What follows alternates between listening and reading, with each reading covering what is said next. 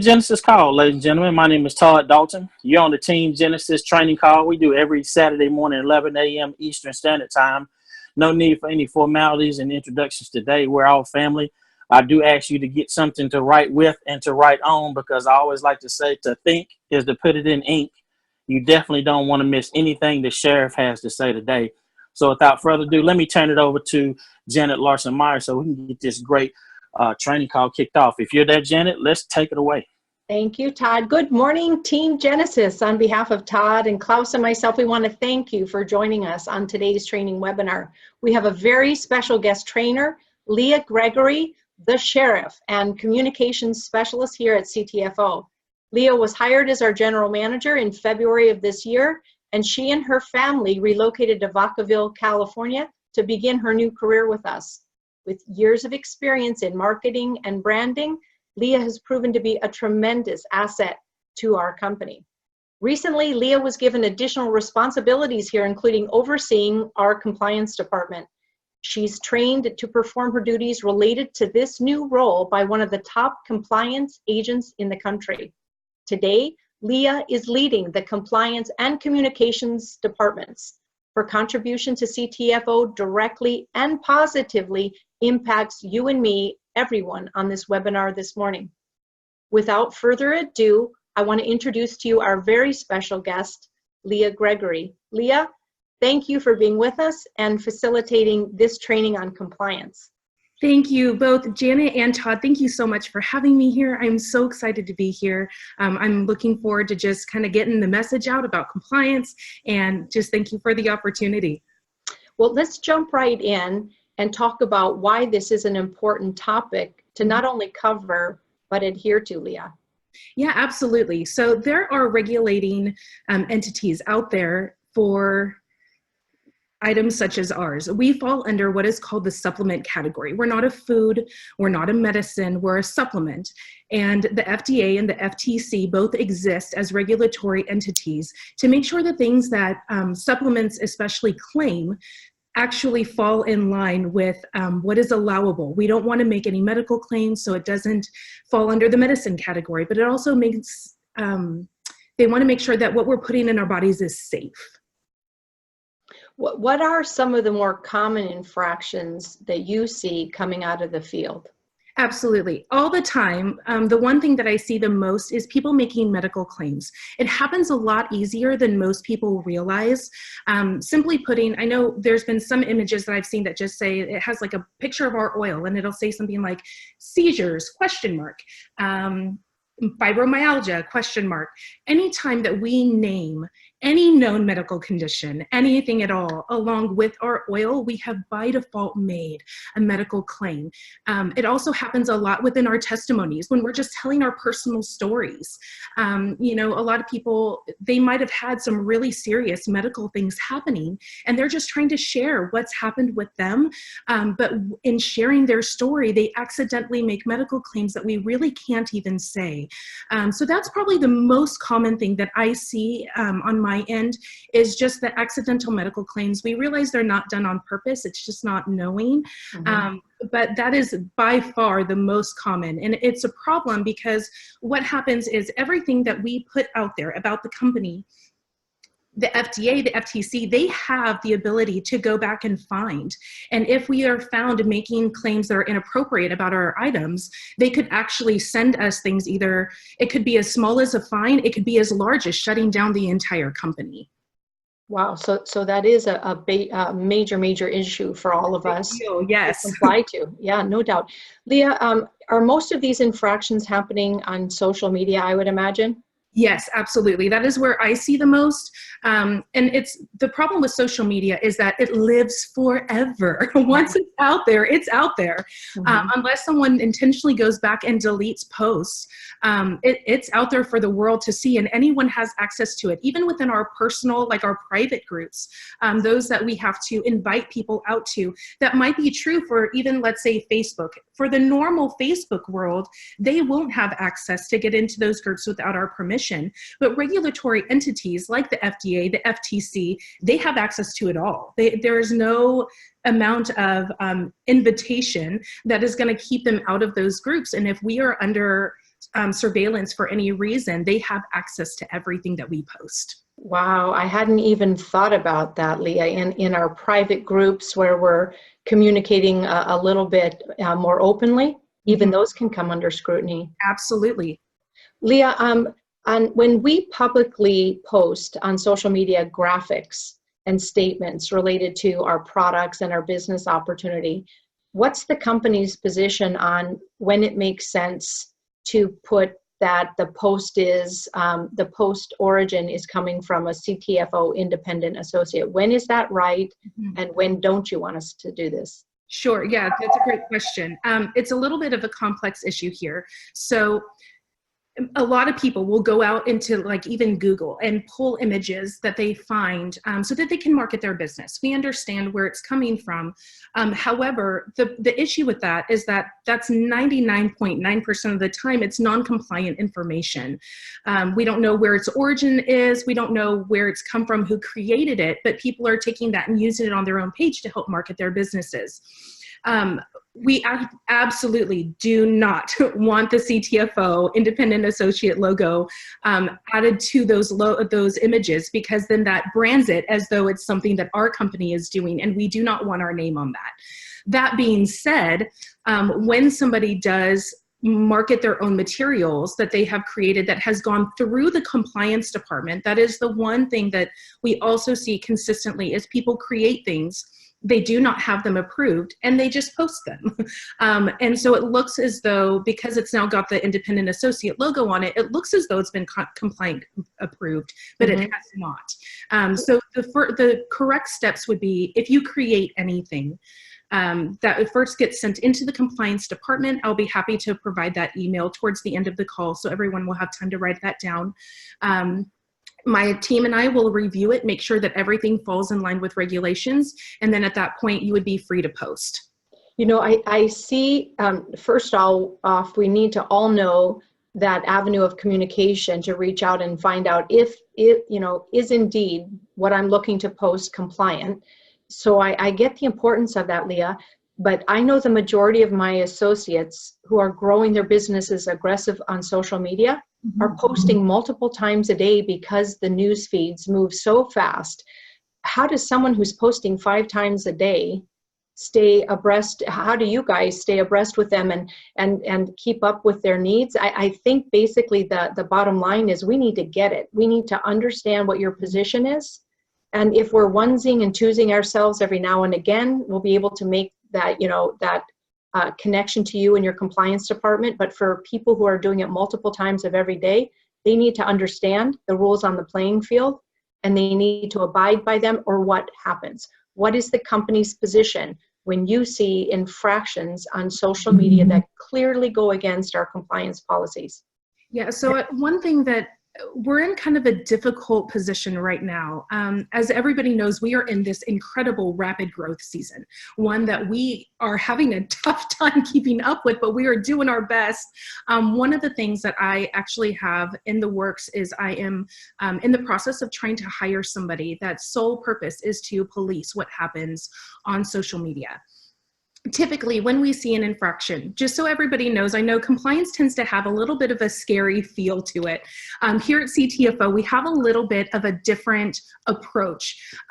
Typically, I start always from the belief that someone has done something accidentally. I believe that most people don't do anything maliciously or intentionally trying to break a rule. So typically what happens first is I really like to just send a very casual, if I can keep it on Facebook Messenger, that's my preference, because I don't want it to have to go through the compliance email. It feels a little less formal that way. And I more try and use that as a jumping off point for education. It's never a, you're in trouble. It's more of a, hey, just so you know, I'm not sure if you were aware of this part of our policies and procedures. From there, most of the time, I would say 99.9% of the time, the person fixes the issue. We all move on with life and everything is good. But every now and then, if I have to escalate it, at that point is when you would receive a letter from the compliance department stating what exactly you have what the infraction was, where it is in our policies and procedures. And it can escalate from there, but I think it's only happened once in the history of my time at CTFO, which I'm very thankful for. Yeah, no doubt. Leah, would it be fair to say that as we grow and become more and more of a contender in two major industries, CBD and the MLM industry, are you going to tighten up the reins a little bit as we, in order to protect the longevity of this venture? Yes, absolutely. One of the things that we have found is that in the beginning, there were many people that referred to it as the wild, wild west when we first got started. It was kind of a little bit of a free-for-all out there. Mm-hmm. And as we have moved along and as our presence grows in both of these realms, like you said, both the CBD and the MLM industries, we need to tighten our reins significantly, because the larger our presence grows, the more visible we are, and therefore the more exposure we have. So yes, the further we get along, and actually very soon in the near future, one of mine and Cassie's goals is to actually start creating just tons and tons of compliant marketing content that will be available to people to be able to share natively as they desire. In fact, in the first of the year, that's one of our major things that we want to do. Is we don't want people needing to create their own content. It just makes things a little too messy. So one of our goals is to create enough content for you guys to just share to your heart's content, and it removes any of the guesswork for it. Oh, that's a great idea, Leah. That's a great idea. Can you line out for us? So we saw, we've talked about medical claims where you're attaching it to a condition. Mm-hmm. And you and I in our pre-interview time talked about the safe way to communicate in a more general way about CBD's effects on our body is to use the word homeostasis and the word balance, and overuse those, say them again and again. And Yes. That way it's relevant to whoever you're talking to. You're not making specific claims. But what are your thoughts on that? Tell us what a post might sound like that's compliant. What does that sound like? Mm-hmm. So what we are allowed are called structure function claims. That means they don't change the structure or the function of any part of the body. So while we can't say it treats, it heals, it cures, we can't say any of that. But what we can say is things like, let's say the issue that a person is dealing with is diabetes, for example. While we can't say it's going to help your diabetes, what we can say is that it helps maintain healthy blood sugar levels. That is one of the things that CBD actually has been proven to do. There are studies actually supporting that. And anything that there are studies that are showing like relevant medical information regarding that is something that we can say. We can say that it's full of antioxidants, which is absolutely true. It helps the regeneration of healthy cells. All of those things are absolutely true. There is actually, in your back office, everybody's back office library, there is something called a medical claim avoidance form. And that will line out, if you're trying to explain a specific condition that you're dealing with or that you want to address within a specific post, there is a way that it is rephrased that we can say it and have it be safe and have it be compliant without using any specific medical conditions. Can I give you an example, Leah, and you clean up my language? Absolutely. So if I'm doing a webinar and I talk about the unbelievable benefits that a 1 ounce bottle of oil has brought to me personally, and which has helped dramatically reduce my pain, my inflammation, it's allowed me to focus and function better in completing tasks. It's broken my addiction to sugar, and it's allowed me to sleep and move past torturous insomnia. So all of those things are no-nos, right? Not all of them. Pain is generalized enough that as long as we don't say the word chronic pain, pain is safe. Inflammation is kind of a gray area. I would say we've used it. There are certain products, especially like, say, for example, our deep healing emu cream. Emu oil has been proven to have natural anti-inflammatory properties. So there is a measure of that we can kind of say. I just wouldn't overexpose it, if that makes sense. Really, Everything that you just said really isn't too bad, other than the insomnia. We can say sleeplessness or trouble sleeping. We can anything that feels like an ongoing diagnosable condition. That's where lines get drawn, is at that place. What about addictions? Can we use the word that it's broken an addiction, or would you prefer overuse over time, or what would be the proper way to say that? Yes, I've used the proper way to say that one, honestly, especially in the realm of, I know originally you were talking about like an addiction to sugar. While yes, sugar does have many harsh effects on our body, it's not going to be the same as someone who says like an addiction to opioids. Right. That crosses a big line, mostly because then we've taken CBD and we've replaced a medication, making it equal to a medication. Mm-hmm. Sugar, again, an addiction to sugar, that would be kind of a gray area to me. I know it's not clear lines, and I apologize for that. It makes it a little confusing. But what the FDA is really after, what the FTC is really after, are blatant medical claims. When we say that CBD oil is going to heal cancer, those are the things that they're really looking out for. They're the major infractions. The other ones that are kind of gray areas, I don't know that we would ever really hear about. But if we can avoid them to the degree that we can, it's probably a smart idea. Okay, so then when we're talking about how it's helped me with my ADHD, I instead could say it's allowed me to focus and complete tasks from start to finish better than I've ever been able to do, would be a preferred way, right? 100% yes. Okay, Leah, we've talked about medical claims, and that makes me think of, what about income claims? Mm-hmm. When people ask me, how much money do you make, Janet? Privately, I don't mind whispering to someone because it's pretty good. Yeah. I'm happy to say, but many of us want to puff out our chest and let people know, hey, this is really working. I'm really doing it here. What is the company's position on us stating income claims? Mm-hmm. So one of the things I also want to clarify, because yes, you're absolutely right, it is an income claim. A lot of people will even talk about your free CTFO business. We really have to market it as an income opportunity, not a business. Business comes with a certain measure of expected revenue that comes along with it. Where an income opportunity, we really want people to understand that you only get paid for what you put into it. I've seen people make statements like, all you have to do is just sign people up, and it doesn't really work that way. The only way anyone gets paid is if a product is sold. So yes, one of the things we need to be also really careful about is the way we make exaggerated claims, is what it's called. We don't quite have enough data for our company just yet to create a median average. Median average, like if we were to take rank by rank, we could say over time, and we will get there, I promise, we'll get you these tools. Over time, we would say like a median average in this rank, someone at a VP rank makes X amount of dollars per week. Someone at an SVP rank makes a median average of this kind of income per week. What we don't want to say is become a millionaire in 90 days. I have seen it because that is— What about 120 days? Right. It's just not possible. I mean, maybe in very extreme circumstances, but I have yet to see it happen. Even the top guy in our company that's earning the most isn't making $1 million in 90 days. So right.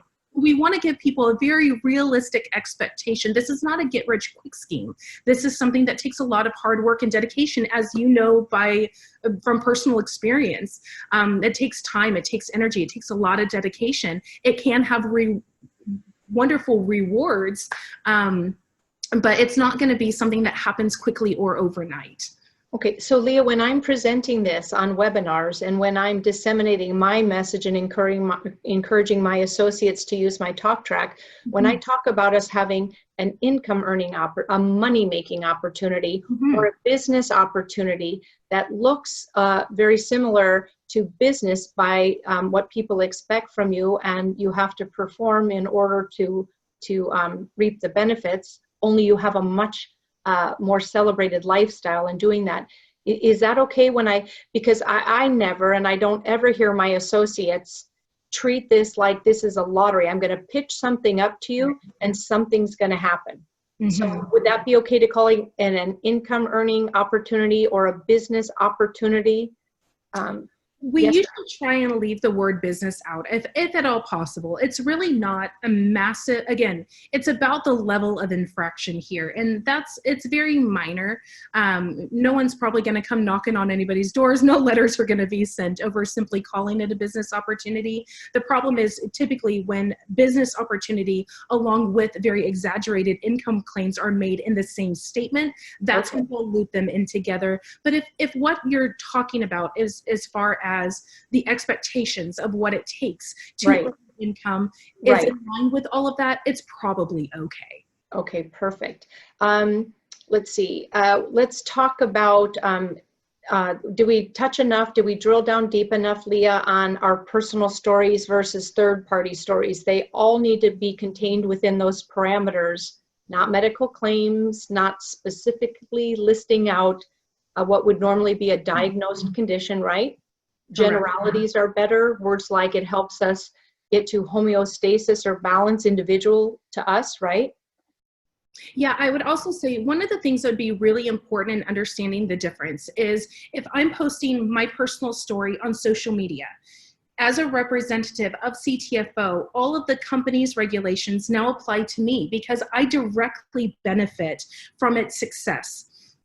So I know some people have said, I've gotten many questions, even from team leaders, saying that, well, I've told people in their testimonies that it's okay. It is not, unfortunately, especially when going out into a very public forum, because then people see that testimony, they go, oh, that's great. I want to share that. Or I have a friend that's dealing with that, so I want to tag them in this post. The problem with that is, again, is it increases exposure. Now, one thing I want to be really clear about is what you share with someone on a one-on-one setting or in a very, very small, like if you're conducting a business, like a small meeting that you're explaining the opportunity to a group of people within a small room or something like that, even at a trade show or something to that, that degree, I would say that sharing your personal story as it actually happened is okay. Because again, we're talking about level of exposure here. Things on social media live forever. What you say on a one-on-one conversation, that once it's said, it's done. So what we really want to control here more than anything is exposure. That's the one thing that I really want to keep in everybody's mind. But Janet, if you and I were having a one-on-one conversation and you wanted to tell me your entire story exactly as it happened, that would be all right. Very good. Leah, you know, I don't like when people tell me what to do. That's why I make a horrible employee and why I'm so a good fit for this industry. So I prefer to be on a playground where there's no rules, anything goes. And I think many, many people would share that with me this morning. But there are rules in place, and we need to kind of halt and stop doing things that we've developed as our new patterns and do a course correction. Because in my 23 years in this industry, Leah, I have seen some unbelievable attacks that have come down on MLM companies, let alone a CBD MLM company, which leaves us wide open. And I'll say with that as we've grown this company into greatness, experiencing explosion like you talked about, beyond what we imagined on the front end, right? Some of our perceived competitors have gotten pretty nasty. And we've never meant to harm anyone. We just wanted to, you know, we set out into this marketplace to be the best. And so we've come right over the top of a couple existing companies. And part of their MO now has become to attack us, right? Absolutely. Yeah, that's absolutely correct. Yes, we have also entered into a field, I would say, that CBD is still making its way into the mainstream populace. You know, those of us that maybe tend to be a little bit more on, let's call it the crunchy side. You know, we like our natural stuff. We like things that are plant-based. Those of us that are on that side of things might be really a lot more into this like right now, but there's still a lot of stigma out there that we are fighting. And though even our own country has come a very far way in being accepting and talking about this issue, it would not surprise me that in the future, if either the FDA or the FTC ever decided to really crack down on a company, they're probably going to do it hard, and they're probably going to do it to the biggest fish in the pond making the most splash. Right, right. That's a great point, Leah. Yeah. Is there anything, I want to tell people these aren't suggestions that CTFO is making, they're requirements, right? Absolutely, yes, they Yeah, are. we need to be really clear about that. We kind of started out, like you said, like the Wild West, and it's time to rein this all in. Is there anything that CTFO is requiring of your field of associates that other leaders in network marketing don't require of their associates? Is something unique here? No, not at all. It's the same rules for everybody. It's really the level of freedom that each company allows, but it's dangerous for all. And anyone could get in trouble for the exact same thing. We're not asking anything more than anybody else does. Right. This has all been so valuable. I've learned a lot here today, Leah, and I know the company is bringing new talent on board that will help be able to address some of these things in a fail swoop fast, right? The first quarter of 2019, we're going to be a little bit more streamlined in this area. Did we miss anything this morning? Is there anything else that you want to cover with our attendees before we move on to the questions in the chat area? I don't think so. I think that's at least a really great starting point. I'd love to hear what some people's major questions are in case there was anything we didn't cover. Okay, let's get to it. Todd, if you could help facilitate this and let Leah know what you've seen in the chat areas that are subject matters that we haven't covered and that would be of interest to most. Can you do that for us, please? Absolutely. How you doing, Leah? Doing great, Todd. How are you? Doing good, superstar. I'm just going through the questions. A lot of the questions have already been answered. You touched on them. I'm basically going to go and touch on a couple of them, and then if we play the picture pages game. I put up the picture and let me know. But I'm going into the chat room now. A lot of people are asking Leah about, let's say that they were at a function or whatnot, and they had the terms, but it didn't have CTFO's name even remotely near it or whatnot. Is that something that they would still be out of compliance with if it's just a generic CBD flyer, or do we want to just sort of be on the same page? Because if they're at a show or something like that, how would you address that? Because that is a question that's out here. If they could have like a generic flyer and it didn't have anything referencing CTFO, it was just a CBD flyer. Yeah, so that is a great question, because at one point we were saying that anything that didn't have our company name on it that we would allow. And again, at a trade show, again, we're looking at the level of exposure here. The possibility of someone from the FDA or the FTC regulating what's happening at a trade show is probably rather small, at least at this point. I would say that if someone has tons of stuff already printed up, go ahead and use it up. We're not going to, say that you can't use what you've already spent money on. But for the future, the more tight that we can rein this in, probably the better, because as a representative of CTFO, it almost by default, even if you're just making it generalized about CBD, because you are a representative of a CBD company, it by default kind of connects your company to that claim. Okay, makes sense. And I hope that answered the question, but that's a very good answer. But that's a question that I've heard before. Sure. And so this is the call to answer it on. I guess right now, just looking through the general, touched upon them. What I'd like to do now is do the word game. Okay. And then we'll do the picture game if that's okay. Yeah. I'm gonna throw out a word and you tell me our alternative, okay? Okay. First one being diabetes. Yeah, so healthy blood sugar levels, maintains, promotes, supports, any of those are okay. Healthy blood sugar levels. Arthritis. Joint pain, I would stick with joint discomfort. When you say pain, that makes it a little too specific. Joint discomfort would be okay. Migraine headache. That's just a no-no. We can't say. Okay. Mm-hmm. But what can you say bad headache? No, because anytime, so even if you're describing anything that leads you to believe, like when we say tumors, we're not necessarily saying cancer, but you automatically connect the two in your mind. It would be the same with a migraine headache. When we say a bad headache, most people will automatically connect it to a migraine specifically. Okay. Fibromyalgia. Can't say it. Crohn's disease. Oh, you can say AIDS and digestion. Okay. Well, that's good. Hmm. That's just off the top of my head. Good job, Leah. You the sheriff. So, um, what I'm gonna do, ladies and gentlemen, I'm gonna put up a picture on the webinar, and Leah's gonna tell us, she's gonna give us a thumbs up or a thumbs down. So just bear with me, team, as I put up these pictures. We're gonna go through some. So just bear with me. Let me know if you can see the first picture, Leah. It should be coming up through the screen. Yep, I got it. Okay. So this one would be a thumbs down. A few things I see is migraine pain, rheumatoid arthritis, osteoarthritis, depression. Anxiety is surprisingly okay because everybody experiences feelings of anxiety, but ADHD, bipolar disorder, that's a massive no-no. Those are just some of the things off the top that I just kind of see standing out at me.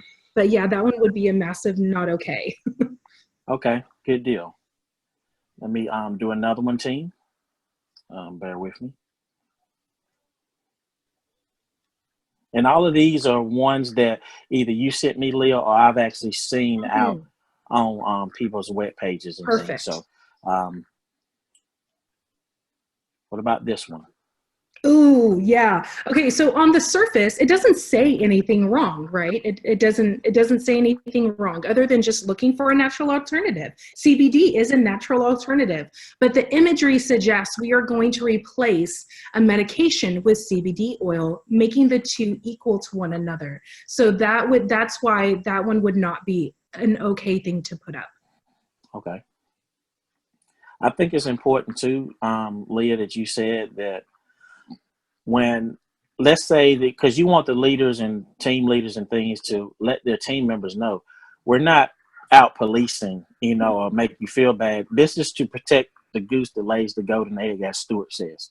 Absolutely. And so the more that we get this information out and get the awareness, the better we'll be. So that's why we're doing this, team. So if we happen to send you a little private message or something, and you put up a post inadvertently, and we tell you that you have to take it down, it's just that we want everybody to be on the same accord. That's all we're saying this morning to having this call. So let me do a couple more.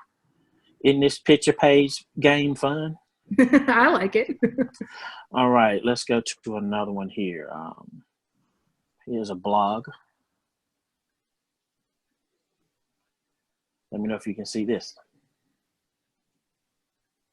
Yeah, actually, I would say this is great. I think that that's all okay to say. I don't see anything really wrong here. Good. Yep, that looks good. This is a team member's blog, so.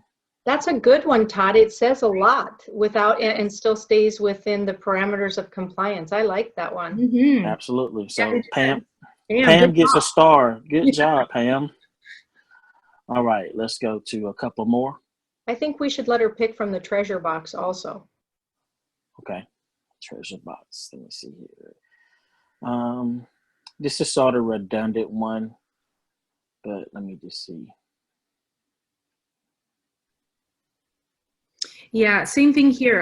The words chronic pain, depression, seizures, and epilepsy, even though seizures and epilepsy is kind of a hard one, because recently, those that kind of follow the medical industry would know that a CBD based medication actually was just released called Epidiolex. I would not recommend it alongside of CBD oil, even though it is a CBD based medication. Just to keep everything really clear and clean. I know it was up on even our own website. In fact, I think it still is on this new one or on our old one. But right now, as Janet and Todd both know, we're actually in the process of beta testing our new website, and we have cleaned all of the seizures and epilepsy type stuff up off our own website.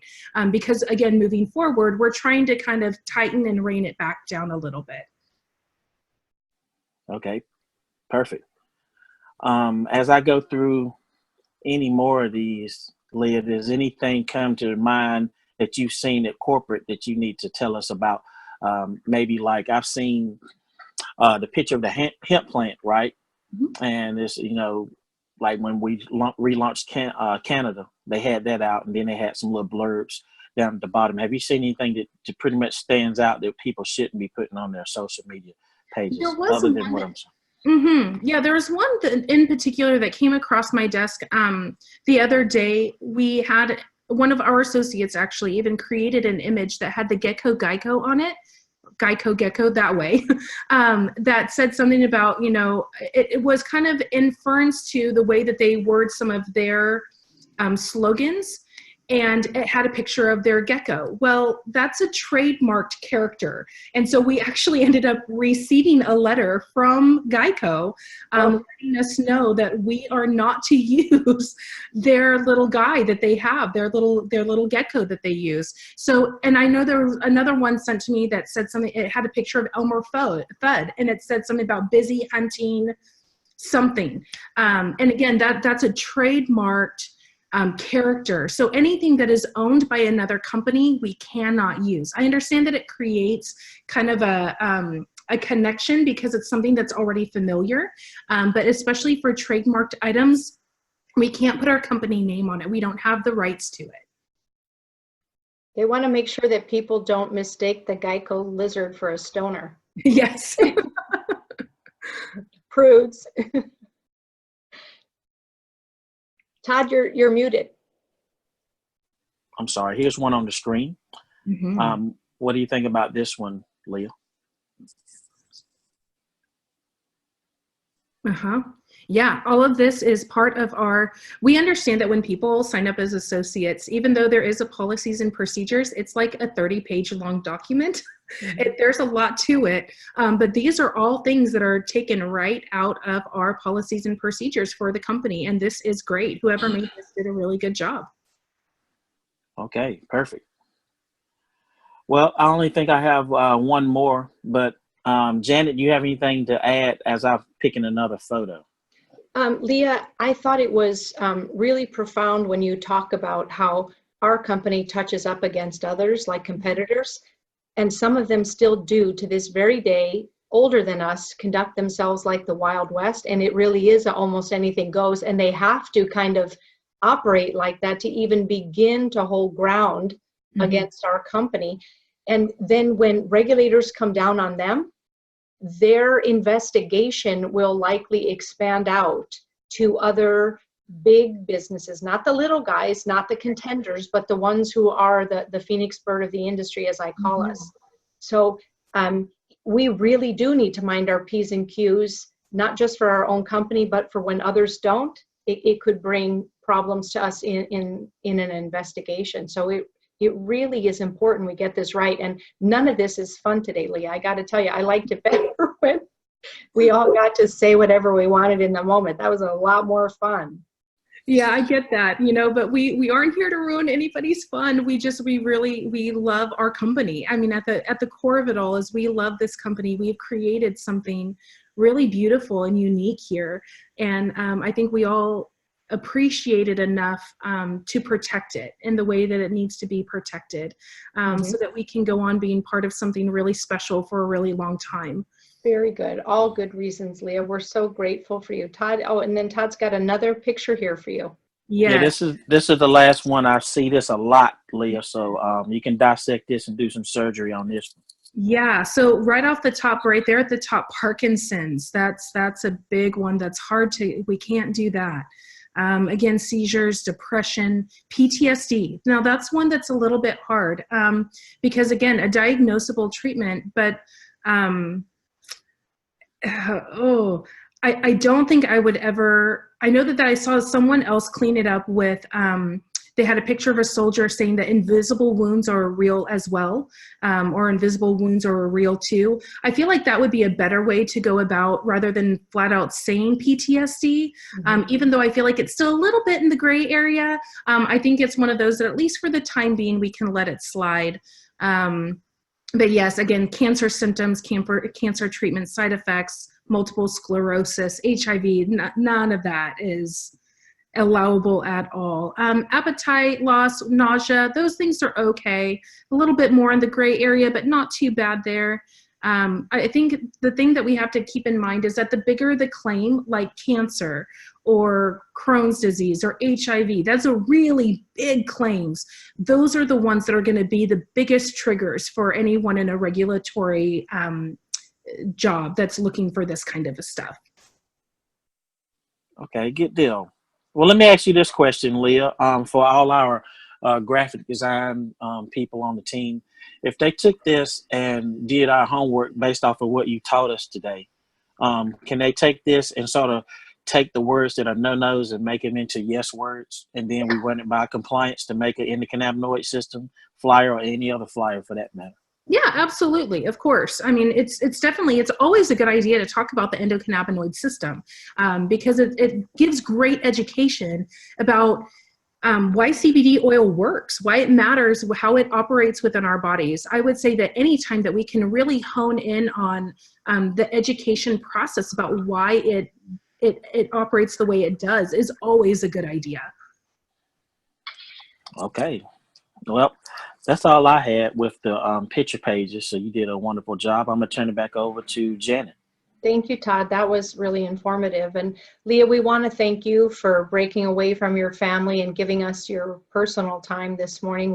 We so appreciate your time and attention here today and all that you pour of yourself into this venture. So thank you so very much on behalf of all of the associates here with us. Yeah, and thank you so much, both Janet and Todd. I really enjoyed my time here this morning. I hope that it's been informative and can give everybody kind of something a little bit more to jump off from. I know there hasn't been a ton of information out there, and I hope it's been educational for everybody. Thank you for having me. Oh, it's been our pleasure, and we will continue to share your message about what matters so much to this company with our team as we grow here. And ladies and gentlemen, for the associates on the call today, I want you to look for opportunities in the days ahead to share our message of optimal health, optimal wealth, and optimal lifestyle with others. Remember, it all boils down to he who helps the most makes the most, and 'tis this season, no doubt. Go for it. God bless all of you, and thank you for giving us your time this morning. Bye for now.